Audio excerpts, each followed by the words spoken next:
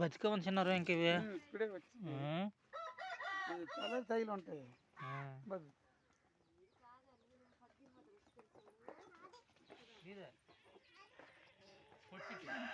ఇక్కడ బతికుంది అక్కడికి వెళ్ళి చచ్చిపోద్ది. అక్కడ బతికొద్ది అన్ని బతికే ఉంటాయి.